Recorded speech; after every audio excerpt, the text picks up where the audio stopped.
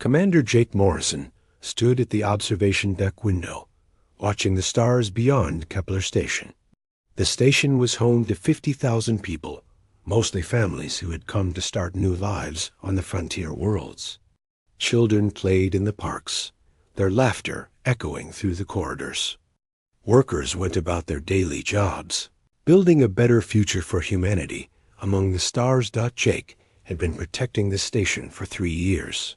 He knew every family, every shop owner, every child by name. These people trusted him to keep them safe from the dangers of space. Pirates, meteor showers, equipment failures. He had handled them all.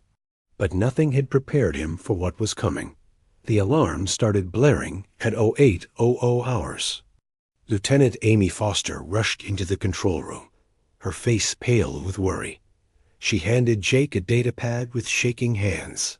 "Sir, we have a problem." Long-range sensors picked up a Zephyrian ship, heading straight for us. "It's big, Commander." "Really?" "Big." Jake studied the readings. The ship was massive, larger than anything the Zephyrians had used before. It was not built for speed or maneuverability. It looked like a cargo vessel, but why would the enemy send a slow transport ship to attack? A human colony? "Any communication from them?" Jake asked. "Nothing, sir. They're not responding to our calls." "But, Commander, there's something else. The ship is broadcasting a warning signal on all frequencies. It's repeating the same message over and over." Amy played the recording. The alien voice was cold and mechanical, speaking in broken human language. "Warning to all species. The Shadowmaw has been released. Evacuate immediately. The Shadowmaw shows no mercy. The Shadowmaw cannot be stopped." Jake felt his blood turn cold. He had heard whispers about the Shadowmaw in military briefings. Intelligence reports spoke of a creature the Zephyrians had created long ago, something so dangerous that even they were afraid of it. Most people thought it was just a story, a myth used to scare enemy forces. "Get Captain Lisa Brooks on the line," Jake ordered, "and send an emergency message to Terra Command. Tell them we may need backup." Lisa Brooks arrived within minutes. She was the station's head of security, a tough woman who had fought in the border wars. Her team of 50 security officers was well trained, but they were not soldiers. They were meant to handle drunk miners and settle disputes between traders, not fight alien monsters. "What do we know about this Shadowmaw?" Lisa asked. Jake pulled up the classified files he had access to. The information was limited, but what he read made his hands tremble. The creature was 12 feet tall, covered in armor-like skin that could stop laser fire. It had claws that could cut through steel and jaws strong enough to crush a man's skull. But the worst part was its intelligence. The creature was smart, able to learn and adapt to new situations. According to these reports, the Zephyrians created it 300 years ago, Jake explained. They used it to conquer their first colony worlds. But something went wrong. The creature became too violent, too hard to control. They locked it away and never used it again. "Until now," Lisa said grimly. The Zephyrian ship was getting closer. On the main screen, they could see it clearly now. It was dark gray, covered in warning symbols. Parts of the hull looked damaged, as if something inside had been trying to break out. Jake opened the station-wide communication system. His voice echoed through every corridor, every home, every workplace on Kepler Station. "Attention all residents. This is Commander Morrison. We have an emergency situation. A hostile alien vessel is approaching the station. All civilian personnel should move to the secure areas immediately. This is not a drill. Security teams, report to your stations." Families began moving through the corridors, parents carrying small children, elderly people helped by their neighbors. Jake watched them on the security cameras and felt the weight of responsibility on his shoulders. These people were counting on him to protect them, the Zephyrian ship reached the station's docking ring and attached itself with a loud clang that shook the entire structure. For a moment, everything was quiet. Then they heard a sound like thunder, coming from inside the enemy vessel. "Sir," Amy reported from her console, "something is moving inside their ship. The motion sensors are going crazy." The sound came again, louder this time. It was not just thunder. It was the roar of something alive, something angry. The hull of the Zephyrian ship began to buckle outward, as if a tremendous force was pushing against it from the inside. Lisa grabbed her weapon and checked the charge. "My teams are in position, Commander. We're ready for whatever comes out of that ship." Jake wanted to believe they were ready, but the classified files painted a different picture. Every military force that had faced the Shadow Maw had been destroyed. Entire planets had been evacuated rather than try to fight it. How could 50 security officers succeed where armies had failed? The hull of the enemy ship finally gave way. Metal screamed as it tore apart, and something dark emerged from the opening. At first, it was hard to see clearly in the shadows of the docking bay. Then the creature stepped into the light, and Jake felt his heart skip a beat. The Shadow Maw was even more terrifying than the reports had described. Its black skin seemed to absorb light, making it look like a living shadow.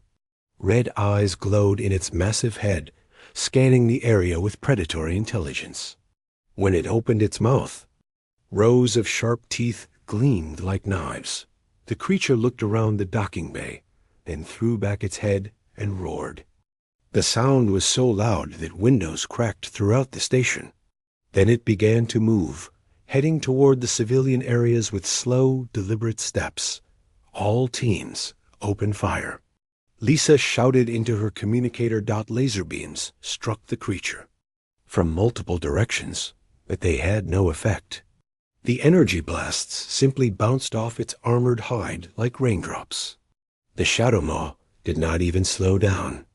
It tore through the security barriers as if they were made of paper. Jake watched in horror as the monster entered the main corridor where families were still evacuating. The creature's intelligence was immediately apparent. It did not attack randomly. Instead, it moved to block the escape routes, trapping the civilians in a section of the station. Then the real killing began. Admiral Ben Carter was drinking his morning coffee when the emergency signal reached Terra Command. The red lights on his desk started flashing, and the urgent message from Kepler Station appeared on his screen. He read it twice, not believing what he was seeing. "The Shadow Maw is real," he whispered to himself, "and it's loose." Ben had been in the military for 30 years. He had fought in wars, defended colonies, and faced every kind of danger space could throw at humanity. But the Shadow Maw was different. It was the stuff of nightmares, a creature that even veteran soldiers spoke about in hushed voices. He pressed the emergency button on his desk. Within minutes, his staff officers filled the briefing room. Captain Steve Palmer, his aide, looked concerned as he read the report from Kepler Station. "Sir, how many ships can we send?" Steve asked. Ben studied the star charts. Kepler Station was 6 hours away at maximum speed. By the time they arrived, would there be anyone left to save? "Prepare the rescue fleet," Ben ordered. "Every available ship. We're not going there to fight. We're going to save as many people as we can." The fleet launched within an hour. 20 ships, including medical vessels and transport craft, raced through space toward Kepler Station. Ben commanded from the bridge of the destroyer Vigilant, watching the stars blur past as they traveled at top speed. During the journey, more reports came in from the station. The news was bad and getting worse. The Shadow Maw had broken through every defense the security team had tried. It was systematically hunting down the civilians, moving through the station like a deadly storm. Lieutenant Amy Foster led the evacuation teams on Kepler Station. She had been Jake Morrison's assistant But now she was in charge. A commander had been killed in the first hour of the attack, along with most of the senior staff.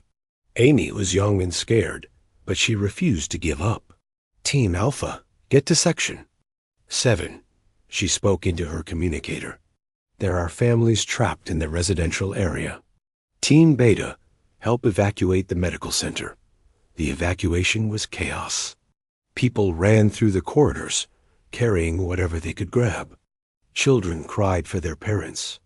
Elderly residents moved slowly, helped by younger neighbors. Everyone was afraid, but they tried to help each other. Amy coordinated the rescue efforts from the Emergency Command Center. She watched the security cameras, trying to track the creature's movements. The Shadow Maw was smart. It seemed to understand that humans worked together.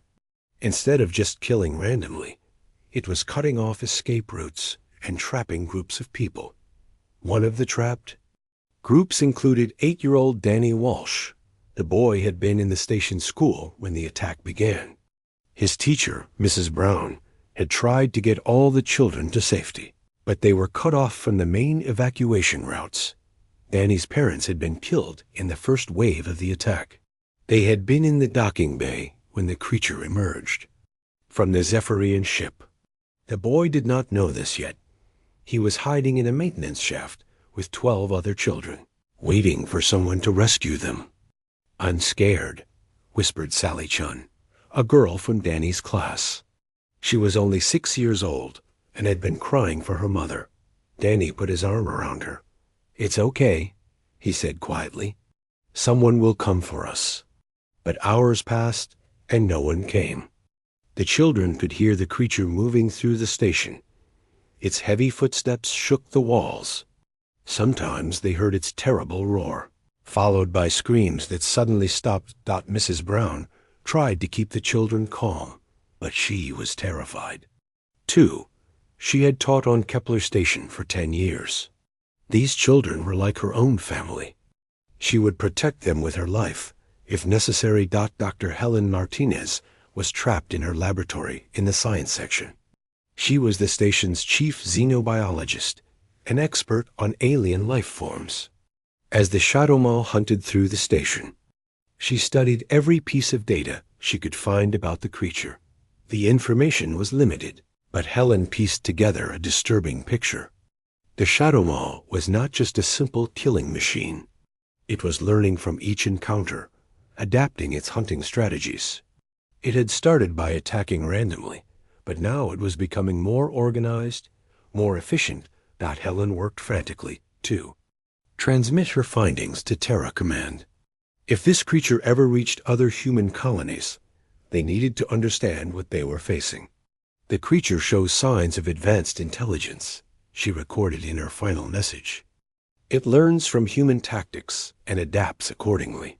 Physical weapons are ineffective. Recommend immediate evacuation of all personnel." As she finished her report, Helen heard the laboratory door being torn apart. She looked up to see the Shadow Maw, standing in the doorway, its red eyes fixed on her. She had just enough time to send her message before the creature reached her. "Admiral, Ben Carter's fleet arrived at Kepler Station 6 hours after the attack began. What they found was a scene of devastation. Entire sections of the station were torn apart. Bodies floated in the corridors. Emergency lights flickered in the darkness." "My God," Captain Palmer whispered as they viewed the damage on the main screen. But there were survivors. Amy Foster's voice came through the communication system, weak but determined. "Admiral Carter, this is Lieutenant Foster. We have approximately 3,000 survivors in various sections of the station, but we're running out of time. The creature is getting closer to our position." Ben immediately began coordinating the rescue operation. His ships docked at different points around the station, trying to reach the trapped survivors. It was dangerous work. The Shadow Maw was still active, still hunting. The rescue teams worked quickly and quietly. They found groups of people hiding in storage rooms, maintenance areas, and emergency shelters. Each group had the same story. They had heard the creature coming and had barely escaped with their lives. Danny, Walsh, and the other children were found by Rescue Team 3. The team leader, Sergeant Mike Torres, carefully opened the maintenance shaft where they had been hiding. "It's okay, kids," he said gently. "We're here to take you home." The children were scared and hungry, but they were alive. Danny looked up at the sergeant with serious eyes that seemed too old for his 8-year-old face. "Where are my parents?" Danny asked. Mike's heart broke. He had seen too many orphans in his years of military service. But there was no time for grief now. They had to get these children to safety. "We'll talk about that later, son," Mike said. "Right now, we need to get you to the rescue ship." As the evacuation continued, the shadow maw grew more aggressive. It seemed to sense that its prey was escaping. The creature began attacking the rescue ships, trying to prevent them from leaving the Station. 2 shuttles were destroyed before they could launch. The rescue teams realized they were running out of time. Soon, the creature would cut off all escape routes, trapping everyone still on the station. The final evacuation shuttle prepared to launch with the last group of survivors, including Danny Walsh. But as they reached the main cargo bay, they found their path blocked. The shadow maw stood between them and freedom, its massive form filling the doorway. Its red eyes gleamed with intelligence and hunger. It had been waiting for them. There was nowhere left to run. The cargo bay fell silent, except for the heavy breathing of frightened people. 37 survivors huddled together behind overturned crates and scattered equipment. Men, women, and children who had been strangers just hours ago now clung to each other in terror. Captain Lisa Brooks was still alive, though her left arm hung useless at her side. She had been leading the final group of evacuees when the shadow maw appeared. 3 of her security officers were with her, but their weapons had proven worthless against the creature. The shadow maw stood perfectly still in the doorway, its massive head turning slowly as it studied the trapped humans. Its red eyes seemed to count each person, calculating the best way to kill them all. The creature was in no hurry. It knew they could not escape. Danny Walsh sat with his back against a metal crate, holding little Sally Chun close to him. The other children from his school were nearby, their faces pale with fear. Mrs. Brown whispered quiet prayers, trying to comfort them. Sergeant Mike Torres crouched behind a pile of cargo containers, his rifle ready even though he knew it would not help. He had seen the laser fire bounce off the creature's hide like raindrops. But a soldier never gave up, even when facing certain death. Lieutenant Amy Foster pressed herself against the wall, speaking quietly into her communicator. She was trying to reach Admiral Carter's ships, hoping they might find another way to reach the cargo bay. But the station's communication system was failing, damaged by the creature's rampage. "Admiral Carter, this is Foster," she whispered. "We are trapped in Cargo Bay 7. The creature has us cornered. There is no other exit." The response was filled with static, but she could make out Ben Carter's voice. "Hold on, Lieutenant. We're looking for another way to reach you." Amy knew there was no other way. The cargo bay had only one entrance, and the shadow maw was blocking it. The ventilation shafts were too small for adults to crawl through. They were trapped like animals waiting for slaughter. The creature took a step forward, its claws clicking on the metal floor. Several people gasped and pressed themselves further back against the walls. A woman began to cry softly, and her husband put his arms around her. Lisa Brooks made a decision. She had been a soldier for 15 years, and she would not die cowering in a corner.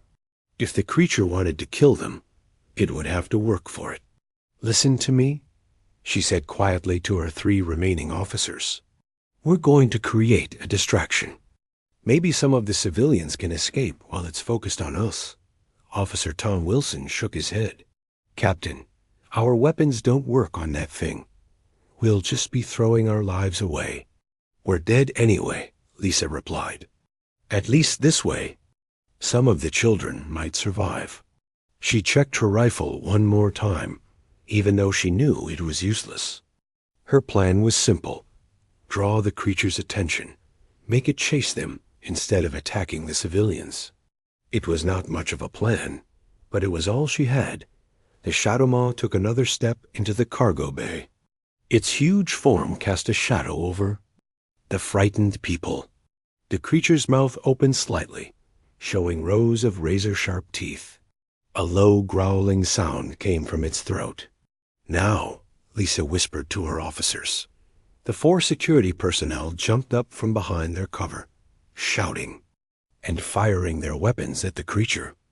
The laser blasts struck its armored hide and scattered harmlessly, but they got its attention. The Shadow Maw turned toward them, its red eyes focusing on the moving targets. Lisa ran to the left, trying to draw it away from the civilians. Her officers spread out, each one moving in a different direction, but the creature was too smart to fall for such a simple trick.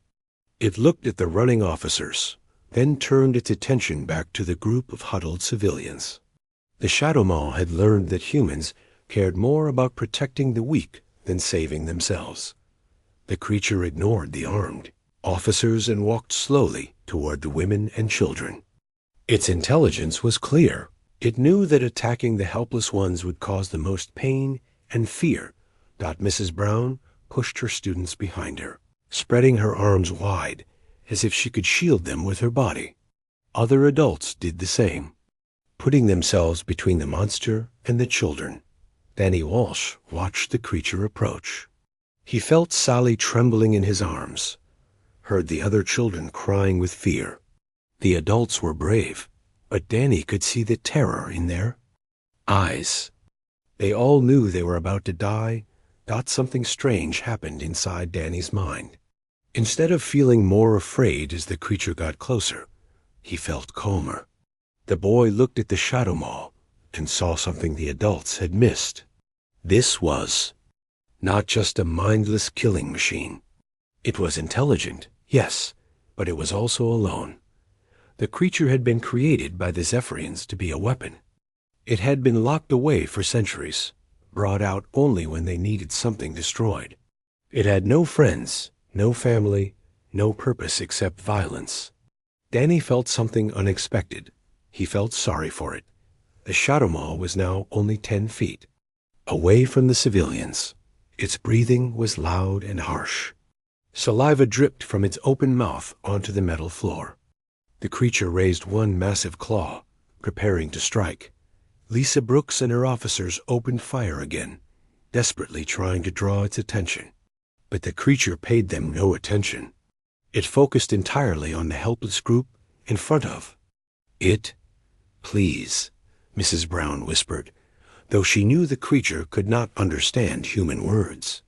Please don't hurt the children. The Shadow Maw paused. Its head tilted slightly, as if it had heard something interesting. For a moment, its red eyes seemed less fierce, more curious. Danny Walsh gently moved Sally aside and stood up. The other adults tried to pull him back, but the boy stepped away from their reaching hands.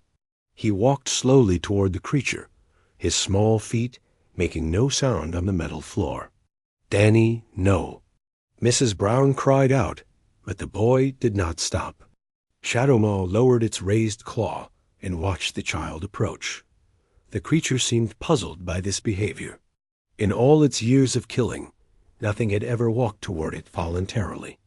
Danny stopped 3 feet away from the monster. The creature was so large that he had to tilt his head back to look into its face. The boy showed no fear, only a strange kind of understanding. Behind him, the adults held their breath. Some closed their eyes, unable to watch what they thought would happen next. Others stared in amazement at the child's courage. The cargo bay was completely silent, except for the creature's breathing and the distant hum of the station's failing power systems. Everyone waited to see what would happen when an 8-year-old human child faced the most dangerous predator in the galaxy. Danny looked up into the Shadow Maw's red eyes and saw something that surprised him. Behind all that rage and violence, the creature looked tired. It looked sad. It looked like something that had been hurt and alone for a very long time.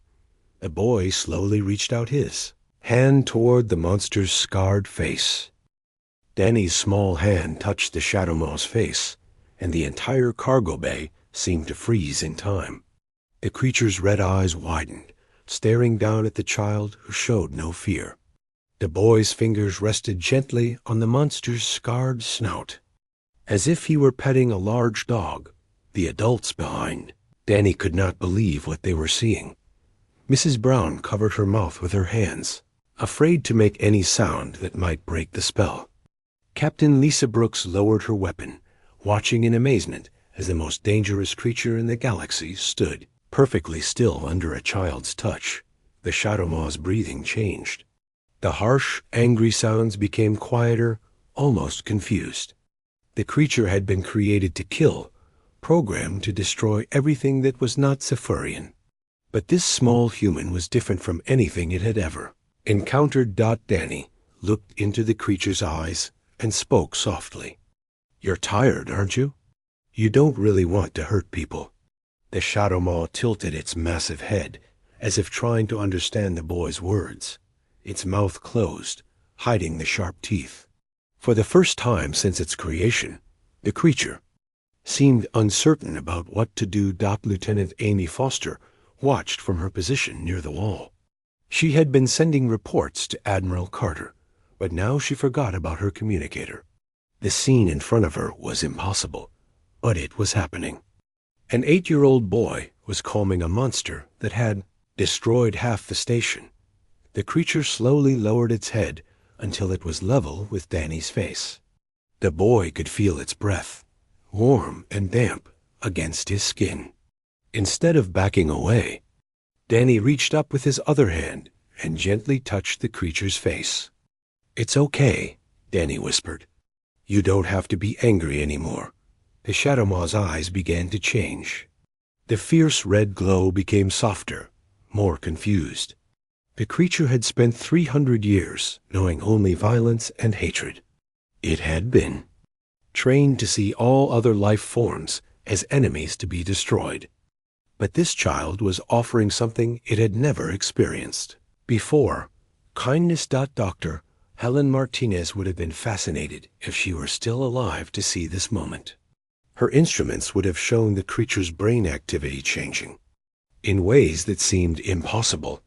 The neural pathways that controlled aggression were shutting down, replaced by patterns that the Cypherians had never intended.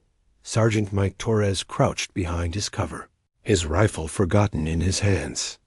He had fought in 3 wars and seen many brave soldiers, but nothing had prepared him for the courage of this small boy. Danny was doing something that entire armies could not do. He was reaching the creature's buried consciousness.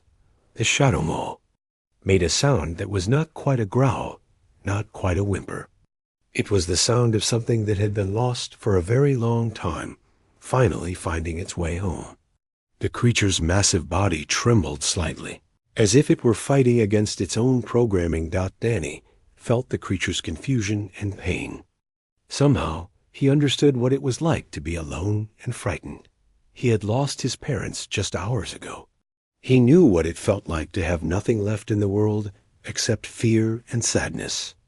"I know you're scared," Danny said gently. "I'm scared too.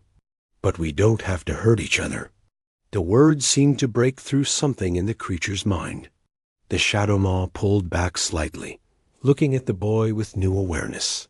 For the first time in centuries, it was seeing another living being not as prey, but as something else entirely. The creature's claws, which had torn through steel and destroyed countless lives, slowly retracted. Its muscles relaxed, and the constant tension of a predator ready to strike faded away. The Shadow Maw was still dangerous, still powerful, but it was no longer actively hunting. Behind Danny, the other survivors began to breathe again. Some of them wept quietly, overwhelmed by what they were witnessing. Others simply stared, unable to process what their eyes were showing them. Mrs. Brown took a careful step forward. "Danny," she whispered, "what are you doing?" The boy looked back at his teacher, his face calm and serious. "It's lonely," he said simply. "It's been lonely for a long time." The Shadowmaw heard the boy's voice and turned its attention back to him. The creature's massive head came down again, and this time it gently touched Danny's shoulder with its snout. The gesture was careful, almost tender, as if the monster was learning how to be gentle for the first time. Danny smiled up at the creature. "See? You can be nice when you want to." Admiral Ben Carter's voice crackled through Amy Foster's communicator. "Lieutenant, what's your status?"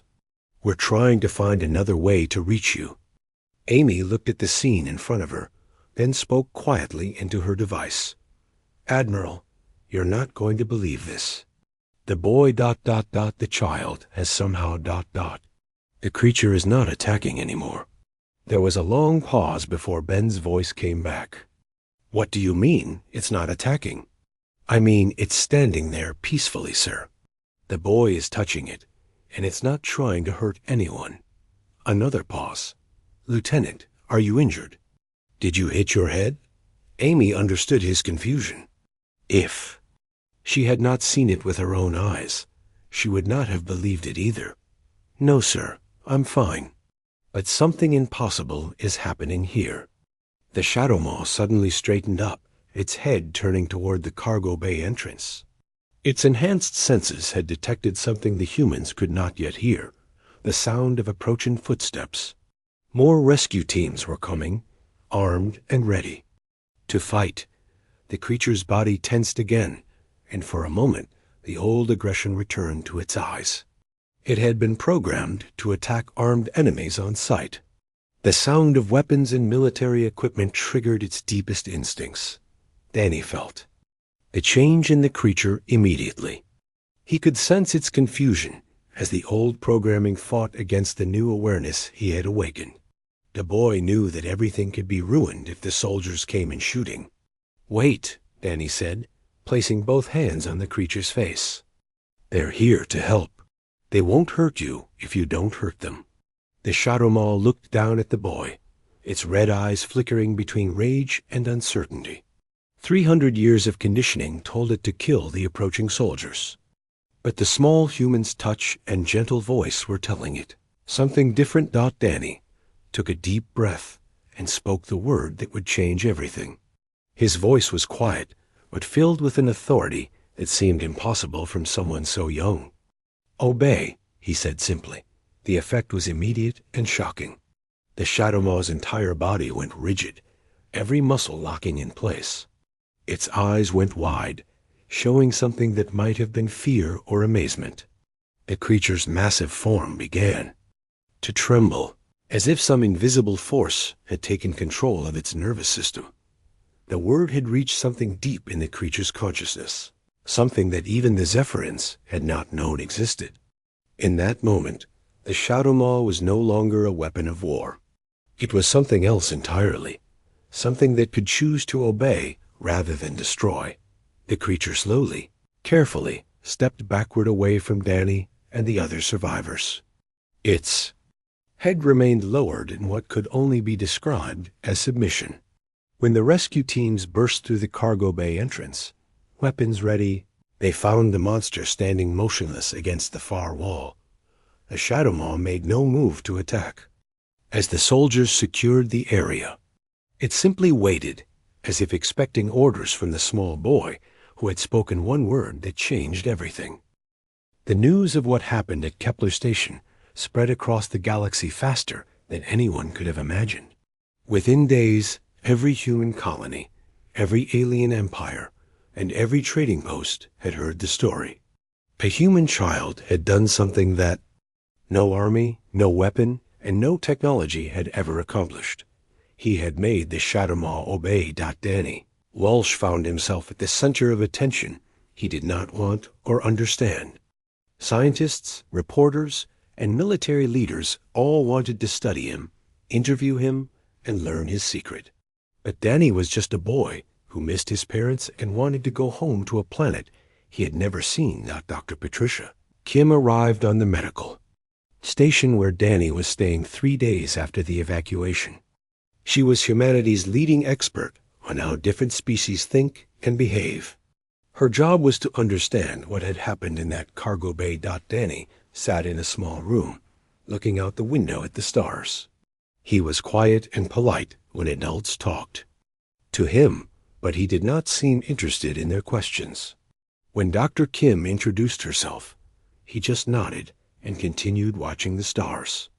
"Danny," she said gently, sitting down beside him, "can you tell me what you were thinking when you walked up to that creature?" The boy was quiet for a long moment. Then he said, "It looked sad, like when my dog Rex got lost and we found him hiding under the porch. He was scared and angry, but really he just wanted someone to be nice to him." Dr. Kim made notes on her tablet. This was not the answer she had expected. Most people would have talked about courage or strategy. Danny was talking about kindness. "Why? Did you say the word obey?" she asked. Danny shrugged. "That's what you say when you want someone to listen. My mom used to say it when I was being bad. Not mean, just like she knew what was right." The doctor spent hours talking with Danny, but his answers were always simple. He had not used any special power or secret knowledge. He had just seen a creature that was hurting and tried to help it feel better. Meanwhile, the Shadow Maw remained on Kepler Station. The rescue teams had wanted to destroy it or take it away, but Admiral Ben Carter had given strict orders. The creature was to be left alone and studied from a safe distance. The monster had not moved from the cargo bay since Danny spoke to it. It stood in the same position, waiting for something. Scientists set up cameras and instruments to watch it, but the creature ignored them completely. Dr. Martinez's research notes, recovered from her laboratory, helped explain what might have happened. She had discovered that the Shadow Maw was much more intelligent than anyone realized. It could learn, adapt, and even feel emotions that the Zephyrians never intended. The creature had been programmed to follow orders from its creators, but it had also been designed to think for itself in battle situations. This combination had created something unexpected, a being capable of choosing who to obey. When Danny had spoken to it with natural authority and kindness, the Shadow Maw had recognized something its programming could accept. The boy had not commanded it through fear or force. He had asked it to obey because it was the right thing to do. News of the incident reached the Zephyrian Empire within a week. Their military leaders were confused and angry. How could their greatest weapon be defeated by a single human child? They immediately began working on new creatures that would be immune to whatever trick the humans had used. But creating another Shadow Maw was not easy. The original had taken decades to develop, and the scientists who made it were long dead. The Zephyrians tried to build copies, but none of them had the same intelligence or power as the first one. Other alien species throughout the galaxy began to look at humans differently.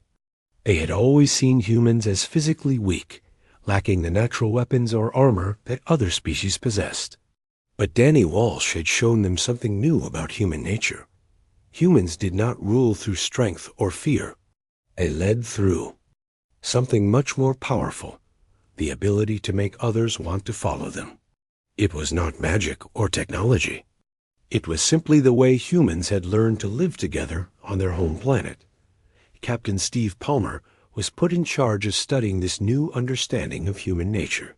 He interviewed soldiers, teachers, parents, and leaders from across human space. What he found was that humans had always used this kind of natural authority.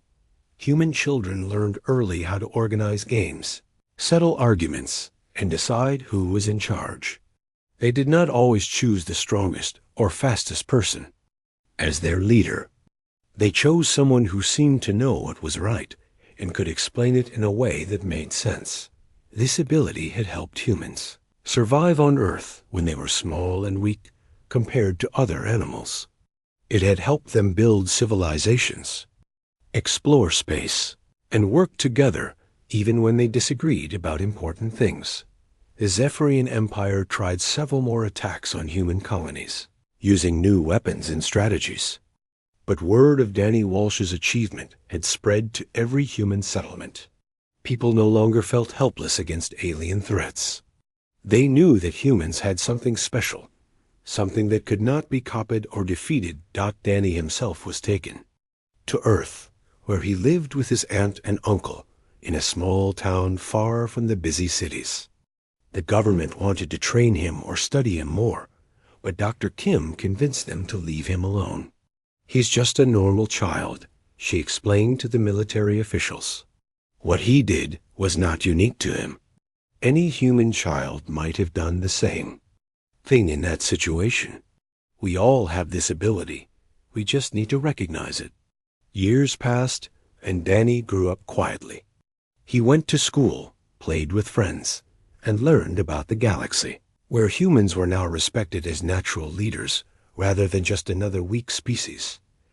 The Shadowmaw remained on the abandoned Kepler station, still waiting in the cargo bay where Danny had spoken to it. Sometimes ships would pass by and report seeing a massive figure standing motionless in the darkness. The creature never moved, never hunted, never killed again. It was waiting for orders from a human child who would never return, but who had taught the galaxy something important about the power of simple kindness and quiet authority. The war between humans and the Zephyrian Empire eventually ended not through military victory, but through something much more powerful. Other species began to choose sides, and they chose to follow the species that led through wisdom rather than fear. Danny Walsh became a teacher when he grew up, working with children on the frontier worlds. He never spoke about what happened at Kepler Station unless someone asked him directly. When they did, he always gave the same simple answer. Everyone deserves a chance to choose to do the right thing. Sometimes you just have to show them how. And across the galaxy, that lesson changed everything.